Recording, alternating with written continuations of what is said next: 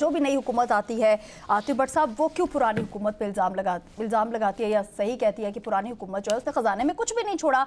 اس کے ساتھ ہی سر I am F کا وفد جو ہے پاکستان میں اور بجٹ 2026-27 ان کی شرائط اور براہ راست مشاورت سے تیار کیا جا رہا ہے.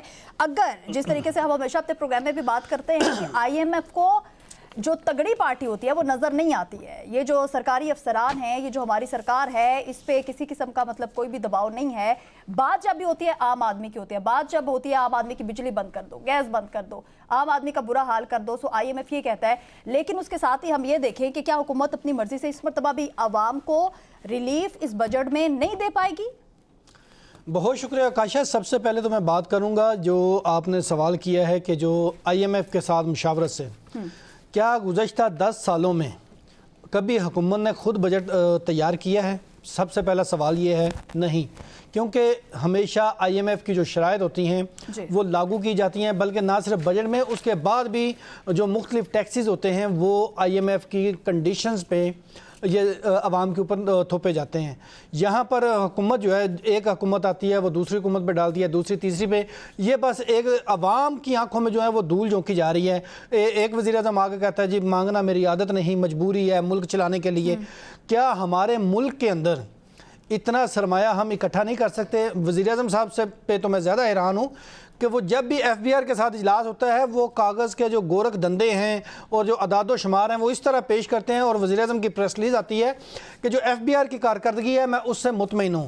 ایف بی آر بتایا کہ آج تک اس نے کتنے لوگوں کو ٹیکس نیٹ میں لایا ہے جو ابھی تک گزشتہ 5 سے 10 سالوں کے اندر وہ باہر تھے.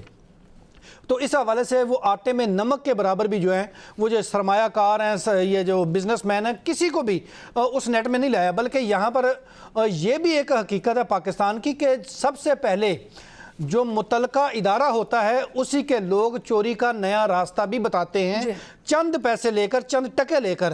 جس طرح وابڈا کی بات کریں تو وابڈا کے جو لائن مین ہیں وہ جا کر لوگوں کو, یا میٹر ریڈر جو ہیں وہ لوگوں کو کہتے ہیں جی آپ کا اتنا بل آ رہا ہے تو آپ ہمیں 1000 روپے مہینہ دیا کریں تو ہم آپ کے میٹر کو سلو کر دیتے ہیں. اسی طرح ایف بی آر کے لوگ ہیں وہ بھی یہی کام کرتے ہیں.